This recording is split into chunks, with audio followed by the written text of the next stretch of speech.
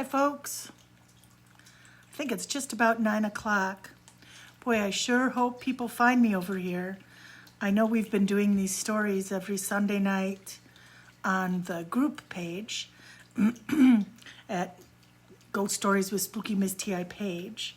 But today I was doing all kinds of stuff, like setting up a Facebook page, this Facebook page. There's more I can do with a page than a group, so that's why I did that. I also, with the help of the lovely Miss Rachel Davis today, set up a website. It's spookymizti.com, and T-I is T-I-Y-I for those of you who don't know. Let me know if you're here, because it feels like I'm just talking out into space, and I do not trust the technology still. So I'm thinking if nobody pipes up and says they're here, I may just go. Oh, there's some people. So you're finding me, okay? If there's anybody out there who would like to just go, well, I posted it on the page, I think, on the group page. So I'm hoping people can find it. If not, we can watch later. So, hi, happy Sunday. I'm really sorry about last week. I was just not feeling it. I was having one of those down in the dumps days. And I just needed to just kind of hunker down and go to bed early. Things were kind of all askew in my brain on last week. So I hope you forgive me for that. But we're back this week and I'm feeling much better. The weather has gotten cool. I have a window open there. I don't know if you can hear the water. I have a little fountain bubbling next to me, the Buddha fountain that belongs to Layla that she's got down here. And I'm home alone tonight, so this will be interesting. See what happens when we finish. So let's start the evening with a toast. Here's to Sunday nights, to spooky Sunday nights. Cheers.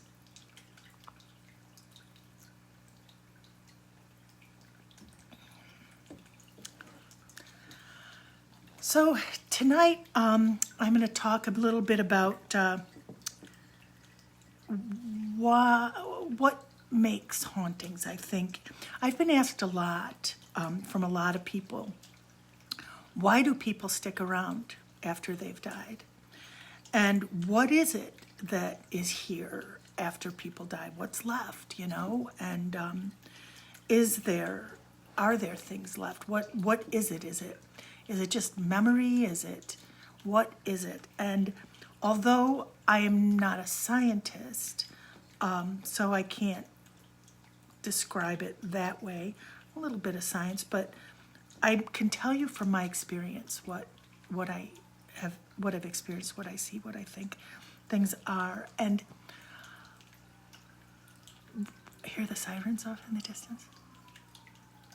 I hear them too. I hope everybody's all well. I think what happens is this, that our emotions, okay, first of all, our emotions are absolutely chemical. When we fall in love, we get that oxytocin rush and all those endorphins, and we just feel really good. And if you're in a room with somebody who's newly in love, you can just feel it. I could just feel it. I imagine most of you can too.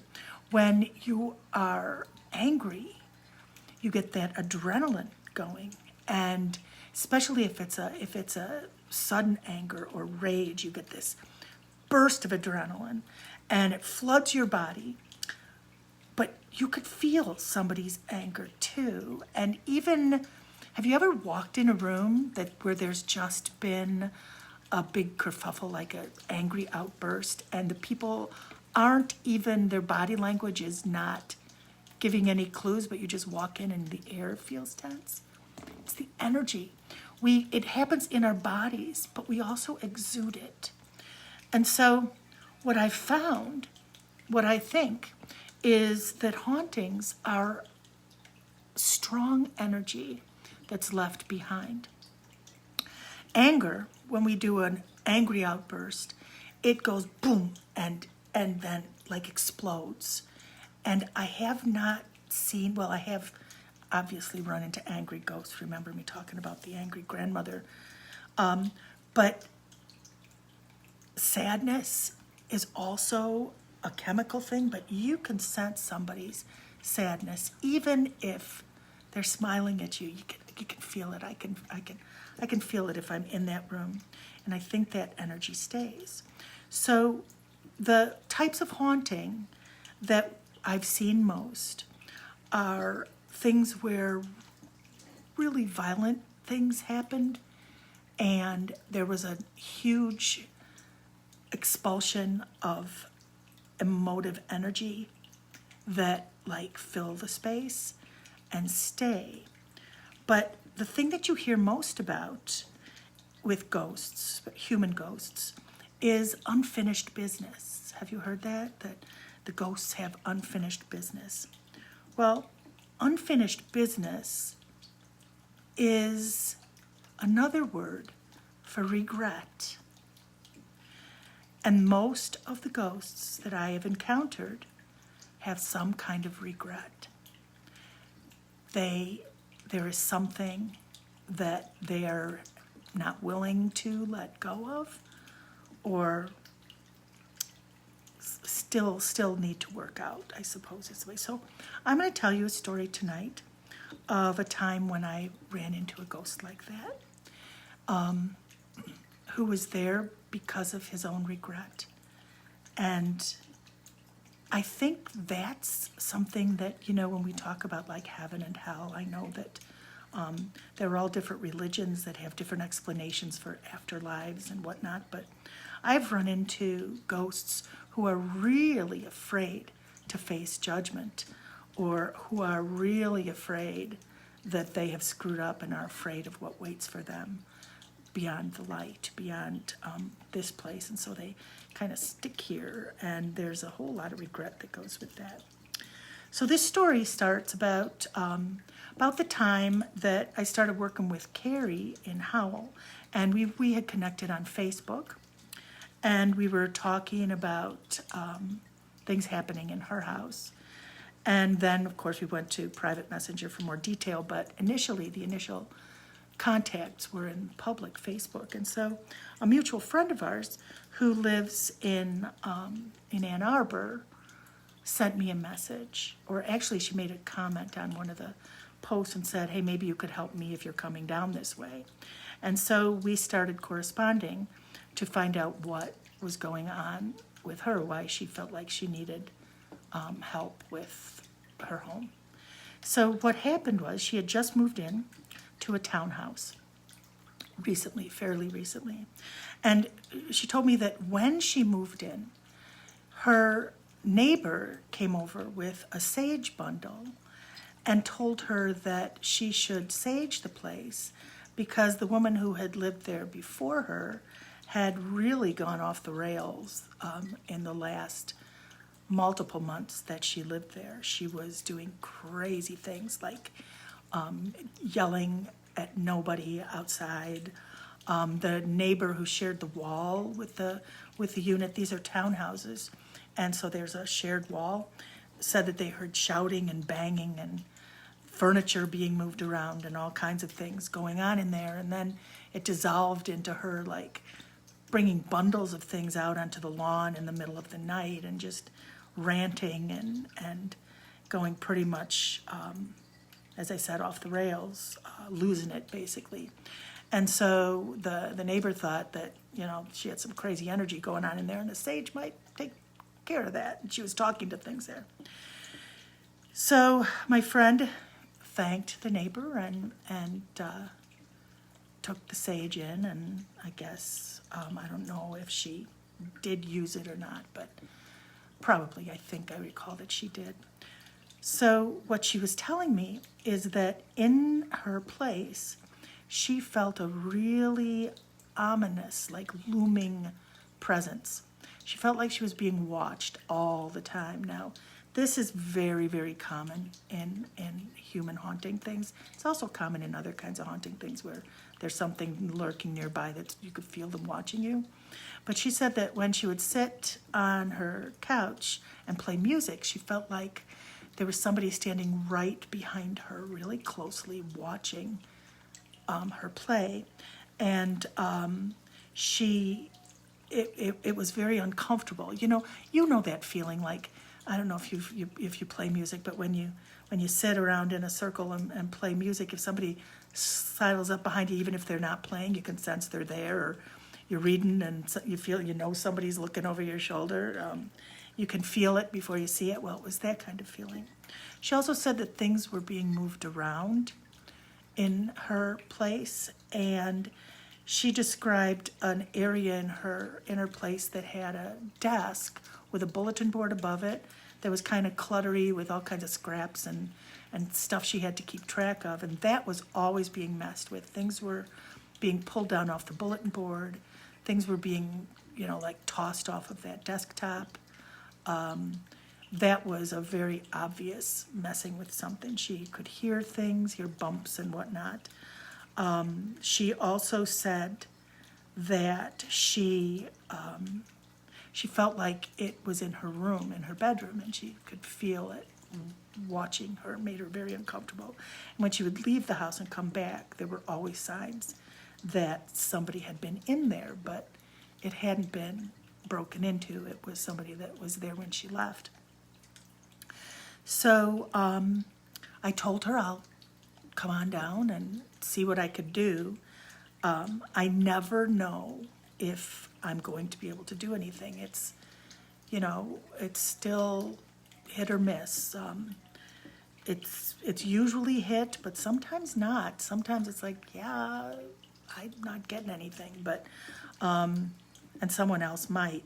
So we tried to find a time when we could go. I was thinking that I could go to Carrie's one afternoon because Howell is close to Ann Arbor, and then go to her place afterwards, but I don't know what I was thinking. You cannot do, it'd be like taking 2 SATs in one day. You can't do 2 of those things in one day. They take real concentration leading up to and after, and there's a lot of energy that flows when you do a clearing, when you work on places where people are experiencing hauntings. So I had to find a time to go just there.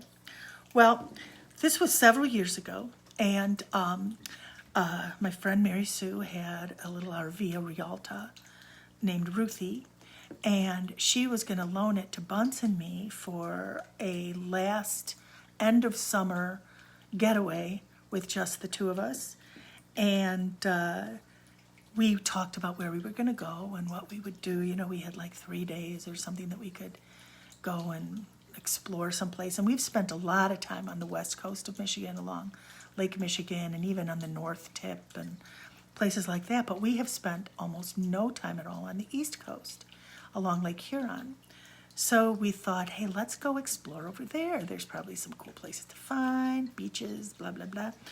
And so I thought, oh, Lake Huron. And I said, how about, our friend needs help with her place. What if we leave early and start out at Ann Arbor, drive down to Ann Arbor, start out there. I could check out her house. If it's going to take more than a couple of hours to do, I'll, do a second visit. But just to get things started, because I'd gotten a couple very concerned, frantic kind of messages from her. So I said, let's start in Ann Arbor, and then we'll take off from there. And Buncey, being Buncey, agreed. And he said, okay, we could do that.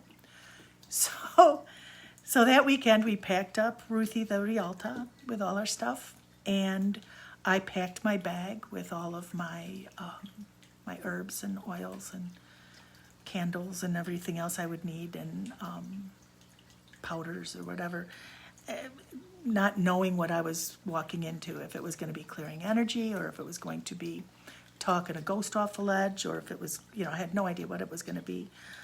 So I just packed a bag with all that good stuff, including all my protection things. And we hopped in the car and I let Bunsey drive. And hear that wind out there? Ooh, fall's coming. Maybe I should close the window. Nah.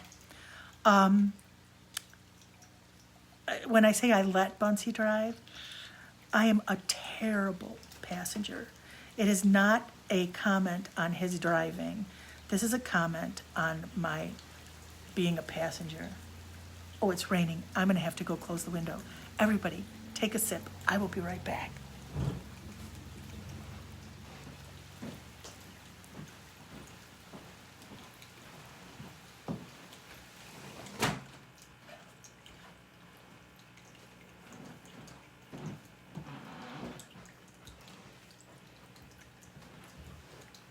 I'm back. Best laid plans have the nice breeze blowing in through the window, and all of a sudden there's rain pouring in. So, where was I? Anyway, talking about Bunsey's driving. It isn't about him. It's about me. I've been in a couple of accidents, a hit and run, and somebody blowing through a stop sign, and I'm just very nervous. So I'm a terrible passenger. I tell him what to do, and so I let him drive, and I just took off my glasses, and I started thinking about where we were going and what, try to get myself in that headspace to be able to get there. And when we got down there, it was nice to have a little RV because I was able to set up on the table and do my little rituals, and then brought my little basket of stuff and walked up and knocked at the door. And Bunsey said, while we were outside, he said hello and all that stuff, but he said he was going to go for a little walk and leave us to our business. Smart man. So I walked in, and when I stepped over the threshold, I got this intense body rush. When I'm in a place where there's a haunting, where there are ghosts, I can tell, I can feel it physically in my body. It has a very specific feeling and sense. And it feels like it starts here in my solar plexus and just goes with this burst of energy, like if you were to get an adrenaline rush, but it's a little bit different than an adrenaline rush. It probably is a chemical, but it like rushes out to my fingertips and the edges of my hair and then sucks back in. And it causes all the hair in my arms to stand up, and in my nose. I can feel it in my nose, and it's just this really strong. And this place was really, really strong. Now, it was a small place, so perhaps that energy was just concentrated. It wasn't a great big, like walking into a great big house. But there have been a few places where I've walked in and felt that intense rush, and this was one of them. So I said, "Oh, I see what you mean." And my friend's eyes got kind of big. He said, "Oh, okay." Now, I had to assure her that, and I'll assure you this too, that when I go do this kind of thing and help people and get their ghost stories, it's not like on TV. There's no yelling. There is no wind blowing through your hair, although that would maybe be very attractive. But it's very peaceful and just calm and easy. Just love-filled, just calm, very calm. So I assured her once again not to be afraid. Everything was going to be okay. And I said, let's sit down and tell me what's been going on. So I know there are a lot of mediums who go into a place and say, don't tell me anything, let me just get my own impression. But I don't do that. And there's a couple of reasons for that. I found that a lot of times some of that real intense energetic feeling is energy that is projected by the person who lives there. Getting spooked by things and getting scared, and a little bit of that fear goes out. And what happens is every time something happens over and over again, the energy, I've seen it, it bundles like a rubber band ball, like a black very skinny rubber band ball, and it becomes this solid mass. I've seen it become a solid mass where it flows like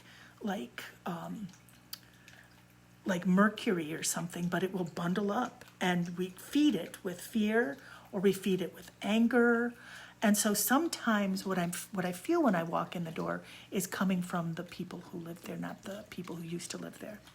So by having the person sit with me and tell me what's been going on, and then also not to freak out while they're telling me it, so that they are reassured, just listen to it and, oh, okay, all right. It helps me assess how much of their energy is part of my visceral response. And it also, I've found, has served to draw in the spirits that are there.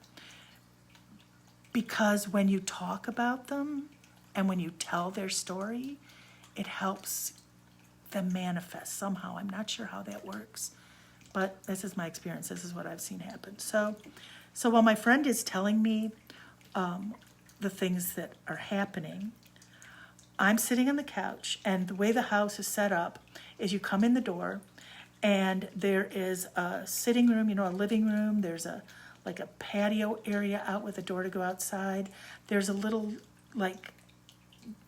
dining room nook. It's not really a dining room, but it's a small sitting area, eating area you could have. A small kitchen over to the right, and then there's 5 stairs. It's almost like a split level. It's not a full story up, but about 4, 5, maybe 6 stairs up is an upstairs, and then you go through the kitchen, and there's a few stairs down, and beneath that is a half basement. So up those stairs, there are 2 bedrooms, one off to the left, one just slightly to the right, and then the bathroom to a hard right. And at the top of the stairs is the doorway to the stairs or to the upstairs. And so as my friend is talking to me, I'm sitting on the couch, and she's sitting in a chair, not next to me on the side there, but just off of my vision. So as I was looking at her, I could see fully the stairs and the upstairs entryway. It wasn't a corner of my eye thing. When I see things out of the corner of my eye, if I turn to look at them, they'll disappear. But this was in my vision. It's like if you are looking at your screen right now, you can very clearly see, right now I could see the candles, and I just have to do a very slight shift of my focus to focus on the candle. I don't have to turn to look at it. It's just right angled off there. So as she's talking and telling about all this stuff that's going on, I watch this young man manifest at the top of her stairs. And at first he's very weak, not weak as a person, but thin, see-through, not real solid. But I see him there. It looks just like a shade at first. And then as she's talking about him, he begins to manifest more and more. And I am able to see him manifest and become where it looked real, where you could not see through him anymore. And he was standing there, very young man, maybe early 20s, mid 20s. He was thin, but he was very fit. He had muscle, very muscular. He was looking at us with a furrowed brow like this and listening to everything we say. He was leaning on the door jamb, on the thing there, with his hip jutted out and his one hand down, and he had a white t-shirt that was tucked into blue work pants that was not jeans. It was those uniform pants or something, just blue work pants, and it was cinched with a belt just above his hip bone, and you could see how flat his abdomen was, and the pants were kind of loose fitting, but the belt kind of snugged them just below his waist, and he had the one leg looser and the other one stiff, and he was just leaning, and he was looking just seriously cocky. And he's watching and watching. And when I was afraid he'd start to fade if I looked directly at him, but I decided to take the chance because he seemed to be able to manifest quite well, and his energy was really strong in the place. So as she's talking to me, I just glanced over quick once, then glanced again, and then glanced for a little bit longer, and then looked back at her. And then she told me something that she hadn't told me in our original correspondence, or I don't think. She told me that when she moved in, she had a lot of cleaning of the place that needed to happen. And there was an old rug in that living room that belonged to the person who was there before, or maybe even the person before that, who knows. But she wanted to take the rug out and put her own rug in. There were hardwood floors there. And when she rolled up the rug, on the floor, there was painted a large pentagram. Now, a pentagram is a 5-pointed star that's surrounded by a circle. And a lot of times, this freaked her out, by the way, when she saw this pentagram. It's like, ugh, because it is often associated with like satanic worship or conjuring or witchcraft or that sort of thing. But it is a symbol that is also a protection symbol. So people that are aware of that kind of thing can use a pentagram as a protection. Much like a Christian will use a crucifix as a protection. So she found this pentagram on the floor. Now, to me, I did not look shocked or worried about this. What it told me was that either this person was protecting from something or was conjuring something. But as soon as she started telling me about this pentagram on the floor, I hear the man at the top of the stairs voice. And he's got a southern voice, southern drawl to his voice. And I hear him say very firmly, "I'm a Christian man." And I was like, oh, okay, that would explain. If there was somebody here doing Wicca or whatever, or conjuring, that's going to tick this guy off to no end. And so I told my friend that about it could have been a protection, could have been a conjuring, but we'll clear that energy out. Whatever was that, we could take care of that. And once again, he tells me, I'm a Christian man. And I looked back at him, and his name, he revealed his name to me. His name was Frank. And I said, I didn't speak to him. I was still speaking to my friend. But I told her, there's a man here, his name's Frank, and he's telling me he's a Christian man. And I'm guessing that maybe that pentagram had something to do with it. And then she started telling me more things that were happening in her unit, in her home. And the one that really freaked her out the most was she had come back late one night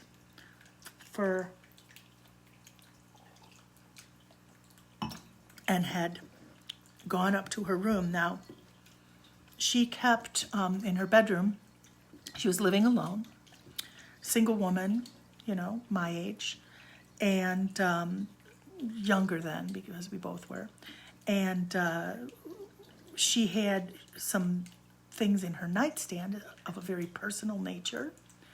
And without getting specific, it was just a very personal item that women sometimes keep in their nightstand.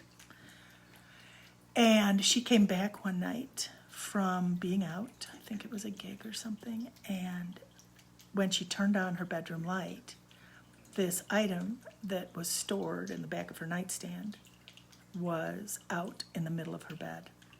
And it scared the bejesus out of her. It was like, oh my God, that felt like a threat. And when she told me this, to me, that felt like a threat. And as she finished telling me about this, once again, I hear him say, I'm a Christian man. And then I address him and I say, oh, no, you don't. This is not your house. this does not belong to you. And I looked back at my friend and I said, we are going to make sure he stays out of your bedroom. And I looked back over at him and he was still there. And I said, we're going to make sure you stay out of her bedroom. And he just faded. And I'm like, yeah, you can hide, but you can't hide from me too long. He just kind of disappeared. So I told her we were going to do a cleansing. We were going to settle everything down. I was going to seal him out of the bedroom, and we were going to see how that worked. If he continued to annoy her, I would come back and I would do a banishing and send him on his way, however that needed to be done. But for today, what I was going to do is clear out all that energy, do a full sweeping of the house, and seal her bedroom so that he could not go in that room anymore. So she agreed, and I got my stuff together, and I explained the rituals as I prepared them, and I didn't care if Frank was a Christian man and didn't like what I was doing. I was wearing my Michael the Archangel medal and my miraculous medal, the Miraculous Heart of Mary, whatever medal. But I was also wearing my hoodoo protection there. It's all on one chain, and but I didn't care. He could be a Christian man, but it was not his house, and I was not going to let him harass my friend.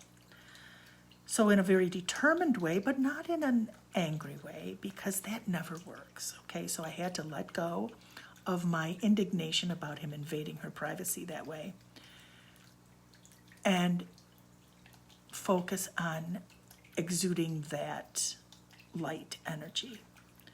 And so as I did that, blew it out, and I lit Palo Santo. Palo Santo was a really good cleanser.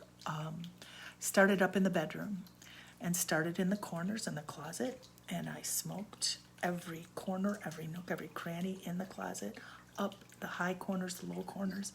And as I smoked, I said, I cast out darkness. Only light and love may reside in this space. And I kept repeating that. And as I did it, I was smiling. I always smile, and cast, clear it out, clear it out. And as we backed out of there, laid some salt and hyssop to seal that room. And I said, you're not coming in here anymore. And then went over to the bathroom, which was just next to the master bedroom, and did it in there, cleared that energy out. Then went to go across the hall from the bathroom where there was another small bedroom. She was using it for storage and things. And as I went to walk in there, I got a vision of a woman sitting in a chair, and it was a rocking chair, but she was not rocking, and she was young. She was 18, if that. She may have been 16, 17, 18 years. She was very, very young. She was thin. She had wispy strawberry blonde hair that was like chin length. And she was sitting in this chair with one hand on top of the other on her lap, not moving, not rocking, totally flat expression, just staring out that window. She was sitting off to the side, just staring out that window with these pale blue, incredibly watery eyes, just liquid blue eyes, just staring, doing nothing. And behind me, I hear Frank again. And he repeats what he's been telling me, but his tone changed. His tone changed from being forceful, I'm a Christian man, to I'm a Christian man. And I felt the regret, and I felt the remorse. And I knew why he was there. And I thought, well, I'm sure there's a story here. I didn't say this out loud, but I knew there was a story there, and that maybe I could help them with some resolution. But I wasn't going to be doing it that day. So I continued to clear the space, clear the whole place. At the end, we opened the door and brushed all the smoke through and brushed the energy out, and it just felt lighter. It felt settled and more comfortable. in my own mind, I let Frank know that I would be available to help if I could, him as well as, you know, my living friend, but that he needed to stop bothering her, and or I was going to come and just remove him without any resolution if that's what it took. So we sat down, felt much better. Bunce came back. I think we had a glass of wine. And then we got in Ruthie again, speaking of wine. Ruthie, the RV, and bid our goodbyes and started heading toward the Lake Huron coast and up north along the coast. And this time again, I let Buncey drive because I was connected to Frank, and I was hearing a name, like, I think I told my friend this when I was still there. I was hearing like Floyd or Boyd or, you know, something like that. Boyd, I kept hearing Boyd, or and I said, that's significant. There's something with that, but I have no idea what it is. So I knew that I was connected to him, and I wanted a chance for him to tell me his story. And you don't have to be in the place to get that story. Once you connect, you could be anywhere. I've told you stories about me going to places and all of a sudden connecting with the ghost of the place on my way there. That didn't happen this time, but on my way back, I was really, Frank was along for the ride. And so as we're driving, since Bunce wasn't there while we were taking care of and it's not just me, I mean, my friend does it too. I mean, the people who live there, you have to you use your own energy. So I don't go in and, you know, it's not like I'll fix it and then move on. It's, you know, we do it together and learn how to set that energy to our own energy instead of the energy of something else there. But since he hadn't been there, he asked me what happened, and so I started telling him, and as I was telling him, I was getting more and more and more of Frank's story. And it was coming in pictures and in memories. And I've said this before. I don't know if anybody's here for the first time, but when ghosts contact me and want to tell me their story, they don't tell me their story. They share their story with my memory, and I get a memory that is not my own. And it's really weird because after it's fixed, very often, you know, I write this stuff down right after I do it because those memories go away. And since they aren't mine, they don't stay forever. They don't stay very long. So I keep like a ghost journal of this stuff so that I remember these things. That's why I have so many stories. And it's for my own sake too, because it helps me learn as I go. So I'm getting these memories. And the first one that I have is I see Frank and this young girl, this young woman, and that's his wife. And I should tell you about the place. This is pretty significant. So the place where my friend lives is housing that was built in the early 1940s for workers at Willow Run who came up from Appalachia to work in the defense factories. I'm sure you all know this, but when America joined World War II with our allies, remember when we had allies? With our allies, the auto industry in Detroit shifted over and became defense factories and started bombers. Instead of cars coming off the line, there were planes and bombers and various other machinery for the war effort. And so many men were drafted and off into the war that the industry reached out far south into Appalachia and asking for people to come work in the defense factories. And when you worked there, you wouldn't be sent overseas. You could specialize, and so people came from the hollers and the little tiny towns and the back hills all through Appalachia and came north. And this housing was built for the white the white workers, who, because there was different places for the people of color, but the workers who came from Appalachia. And so this was housing for them. And so this whole neighborhood was filled with people from the South. So it was culturally very much like Appalachia. And here's a little rabbit hole to go down for a minute. You know, Michigan traditional music is old-time music. It's like Southern music. And the reason for that is that it was brought up with the workers in the early 1940s. And they came up with their fiddles and their banjos and their music and spread it throughout the state. When they retired out of the cities, some of them moved out into the hinterlands and brought that culture. If you listen to vernacular, it's very Southern sounding, expressions, music, stars and bars flags.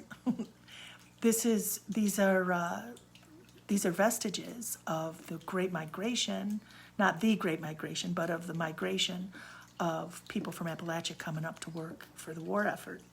And Frank and his wife, and I never got her name, were a couple of these. So knowing that, I get this memory of this young woman, and she's pregnant. And she's pretty pregnant, but she's not like ready to pop pregnant, but she's got quite a formidable baby bump there. And she's sitting on this couch. It was a flowered couch. And there were maybe half a dozen or more other young women of different ages, but mostly young, maybe as old as mid-30s, but sitting around, and they were laughing, and they were, some were smoking, and they were, I don't know if it was a baby shower or what, but they're talking, and says, one of the women says, "You're going to have a boy? You're going to give your husband a son? You're going to give him a son? Is this it?" And they're all like, "Oh, let's hope it's a son." And then one of the women says, "Well, I know how. My granny showed me a way to make sure you have a son." And they're all like, "Oh, yeah, right. What is it? What is it?" You know? And it was like a parlor game. But this woman, she used a nut, and I'm pretty sure it was a walnut. So I see the wife, the blonde wife, lift up, and she's got one of those really huge blouses, and lifts it up, and she's got this, it's like a A-line skirt or straightish skirt, and it has that panel cut out for the belly. So it's like a linen skirt, but then there's this panel cut out, and there's this stretchy material over it, and it ties up here. And so she like unties, and now her tummy is exposed. And all the ladies, all these young women are kind of gathered around, and this one woman takes this nut, and I'm almost sure it's a walnut. And she starts doing motions on this young woman's belly. Now, I've never heard of this. I had never heard of this. I still have not. I haven't done any research on it. But if any of you have Appalachian roots or folklore knowledge of a ritual or a folk remedy or whatever to determine a baby's gender, or to, make a baby one gender or the other using a nut, I would be very interested. Please leave a comment or send me a message, because it has not bothered me all these years, but as I went back to my journal notes and looked at this, I called the nut. I'm like, oh, I wonder what that is, if it's real even, and who knows. Maybe they were making it up. But as they're doing this, I see Frank come in. And Frank isn't wearing a t-shirt this time. He's wearing a button-up work shirt. And he walks in, and he gets livid. And he said, "What's this nonsense? This is a Christian home. Get that on out of here. That's the devil's work." All this kind of stuff. And the young woman is, very chastised and covers herself up. And the other women are like, everyone is very chastised. And like, "It's just a game. It's just a game." "It's not a game. This is a Christian home," says he. And so that's it. And I wasn't there for the disbursement of everybody. I just saw the admonishment in her face. And I saw the anger in his. And then that's it. And then I see her sitting in that chair like I had seen her when I lost you for a minute. I'm back. So I'm going to go back and repeat just a little. I saw her sitting in that room, and this time I realized that room was a nursery. It was an empty nursery. And she was sitting in that chair, and she had her hands in her lap just the way I saw her. And she was just staring blankly out that window, and she was not pregnant. And I knew that she had lost that baby, that something had happened and she'd lost that baby. And that's when I heard Frank's voice again, the same way as when I saw her the first time, in that sad, regretful tone. I'm a Christian man. And I was like, oh no. And I realized why he was there, why they were there. Clearly, they thought that that parlor game had cursed the baby, had cursed them. And because they had gone against their religion and done folk stuff, that God punished them and took the baby. You know, religion can be a comfort in difficult times. It can very often be a comfort. It can also be a curse. And when there's no room for humanity, and you don't feel like there's room for forgiveness, like you've really done something there's no forgiving, you get stuck. And there's that regret that sticks ghosts to the earthly plane, keeps them from going to heaven. But see, it's their actions, their thinking, keeping them from going to heaven, when it's their choices after they die. Way of looking at things. Anyway, so now I'm feeling really sad, and here's this young woman, and so I'm sitting in the seat. I've got my eyes closed, and Bunce is driving, and I'm not even looking at the scenery, and we're well north of Bay City, and, you know, thinking about heading up towards Sheboygan and up that way, and I close my eyes and I just start talking to Frank. And I said to him, Frank, this is not your fault. This is not your fault. And then I got another picture, another memory picture. And what I saw was, now I'm sitting next to Bunsey and I'm talking to somebody else in the car. It's a good thing he is so understanding. I get another picture, and he's driving, and she's sitting next to him in the car. And I open my eyes, and I'm looking out the side window, and I feel like her. And I see that she is just sitting there, hands one over the other, not moving, in her lap, just staring blankly, like catatonically, out the side window. And Frank is talking to her, and he says, "You'll be all right, sweetheart. I'll wait for you, sweetheart. When you're all right, you just come on back to me. When you're all better, you just come on back to me, and I'll wait for you. I'll wait for you."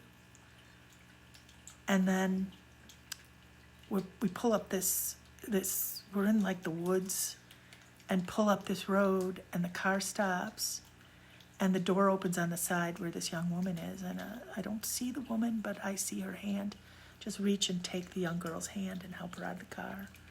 And then the two of them just walk towards this house. And Frank gets out, and then there's another man there, and I don't see him. I mean, I see him, but I don't see his face.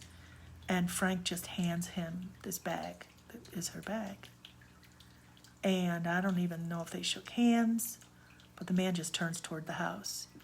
And Frank is just standing there, and he gets in his car and starts driving. Now, I don't know if and that's where the memory stopped. So I don't know if he drove all the way back to Detroit that day, or if he had family nearby and went and stayed with them overnight, or what he did. I have no idea, but that was all the story I was going to get.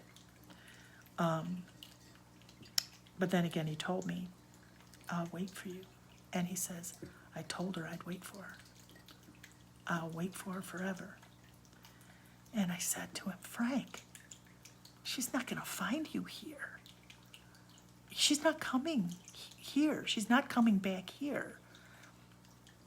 And then I got a vision, a really strong impression of a woman, an old woman with like paper thin skin and wispy white hair, sitting in a chair, I think it was a wheelchair,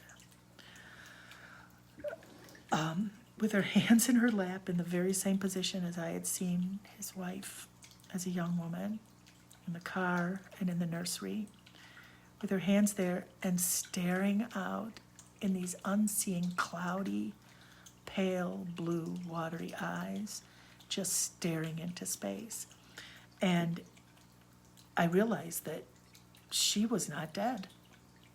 This was where she really was.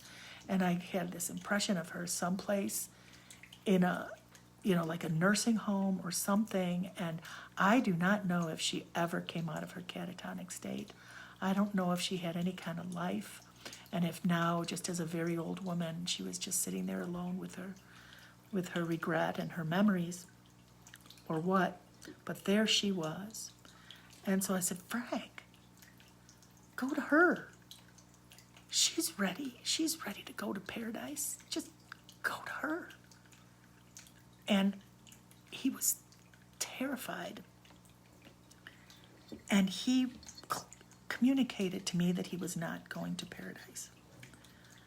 So, and probably neither was she.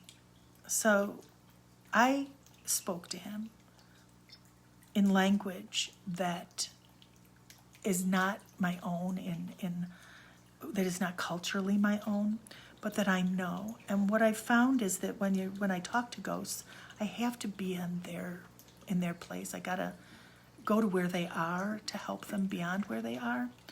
And although I don't adhere to fundamental Southern Christian doctrine and language, I know it. My ex-mother-in-law, Leela May, was from the South. She came up at that very same time from the South to work. And she was a very fundamental Christian. So I understood that language. I knew how to talk to him. I had an idea of how to talk to him. And I said, Frank, do you believe that Jesus is the Lord and Savior? And there's nothing. I said, didn't he suffer and die on the cross to forgive your sins? And then I get this other flash of Frank. Only this time he's an older man. He's like maybe mid to late 40s. He's sitting in that little nook in my friend's home with his feet up on a little table that was there.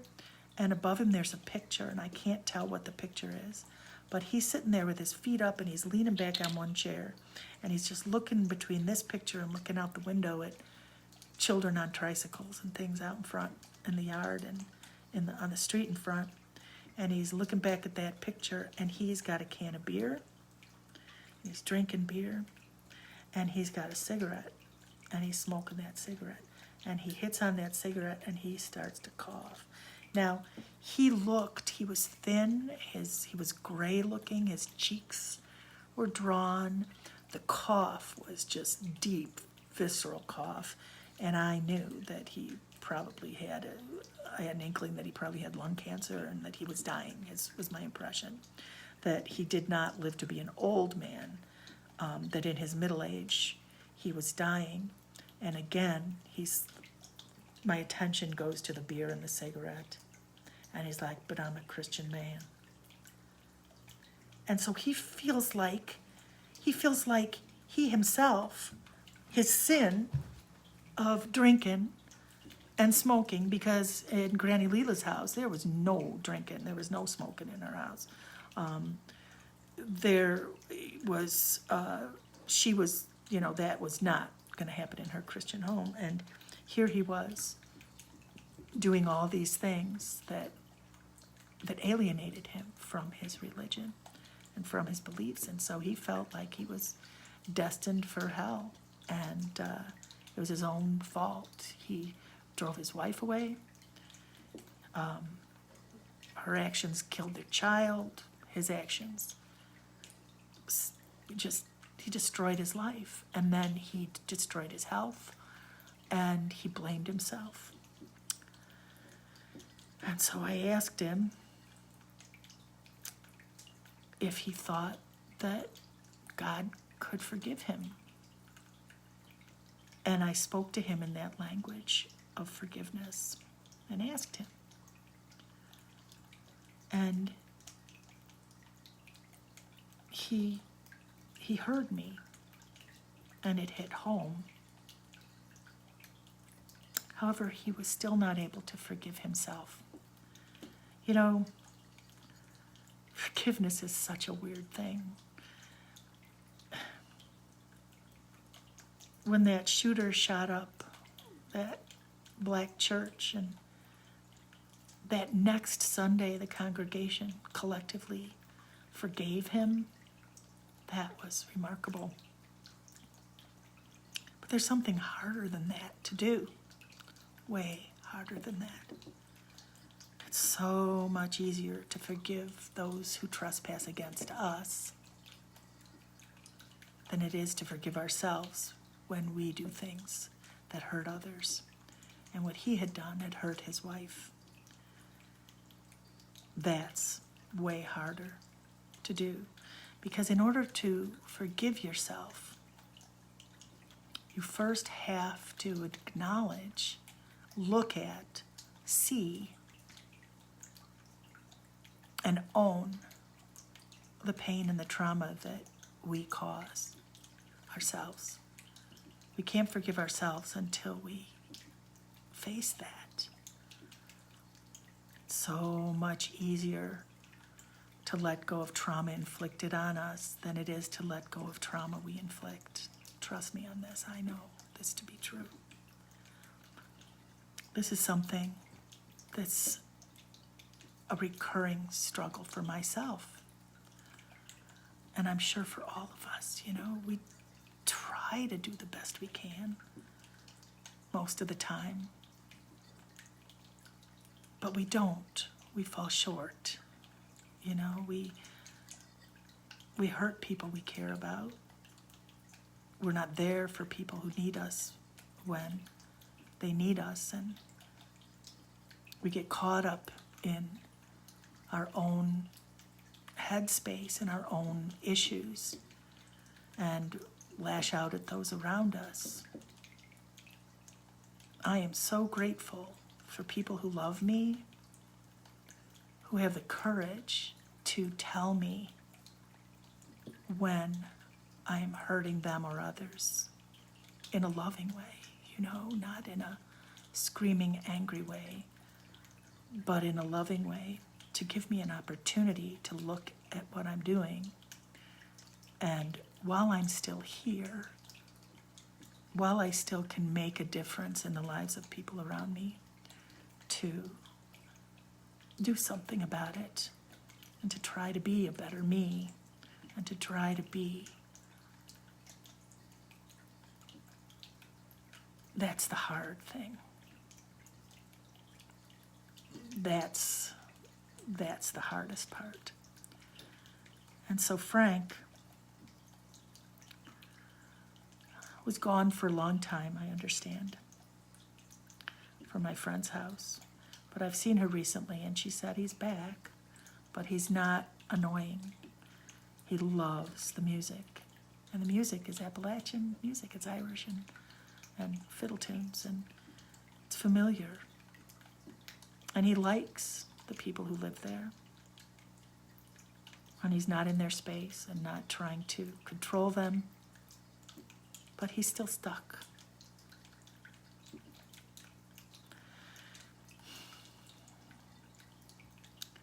We can all get stuck. Regret. If we leave this body with regret, maybe we stay to try to work that out. And I gotta tell you, it's probably gonna be a lot harder after we die, because the people that, and not ask them to forgive us. I'm not talking about me asking people to forgive me for me hurting them, although I do as best I can. But to look at that and to really think about how that happens and then change it, so that by the time we're done here, we are our best self. We've learned, and we've learned how to love each other well, despite our flaws and weaknesses and our bad days and our stress that makes us lash out at people we love. And boy, oh boy, that's it. Emotions. So that's my story for tonight, and my, I suppose, lecture for tonight, I suppose. But I think it's important that not just the ghost parts, but what we learn from them, what we can learn from them, is so important. I see that as, that's what I see as a gift, not the gift to be able to see them. That's not a gift. That is a given. We just forget when we're younger. But the gift is to learn from it and to help as best we can. So there you have it. Now you're already on my new Facebook page. I'm going to be doing the stories from here from now on. I'm going to try to figure out, maybe I could just link the group. I don't know, I'm new to all this. I'm trying to figure it out. But I'm trying to get things together that are more easily accessible and easy to find. So Spooky Ms. T.I. Facebook page is easier than searching groups. There are so many groups. I also, thanks to Rachel Davis for the help today, I got a website up. And the website is just spookymizti.com. It's pretty sparse at this point, but there's links to this, and there's links to my YouTube page. And I'll be adding stuff to it. There's also a link to buy my book. The book is out and available. I know that those of you that are ordering it on Amazon and it's saying it's coming the end of October, I think it's going to be before that. Ted, my publisher, has been on that, and I think that's getting all resolved. There's also Barnes & Noble you could order from. And Horizon has ordered copies, so if they're not there yet, if you're local, they will be there soon. I'm hoping to figure out a way to do a signing. Maybe we could do something in a park or something so we can safe distance, and I don't want to say social distance anymore. It's not social distance because look at how close we are. It's safe distance. So I want to do safe distancing and figure out how I can read little excerpts, maybe sell some books and sign some books and just be in physical presence, whether or not wearing a mask, but, well, wearing masks. So that's news from Spooky Miss T.I. And, I put a link up to that, the Dark Paranormal podcast with Kevin Eustace out of the UK. If you haven't had a chance to listen, that's on the group page. Maybe I'll post a link on this if I haven't yet. He did such a great job, and that's one of the chapters from my book. So check that out. I want to thank Kevin Eustace for doing that and for plugging my Spooky Miss T.I. stuff and my book as well. And here's to good stories, good people, and good night. I'll see you next week.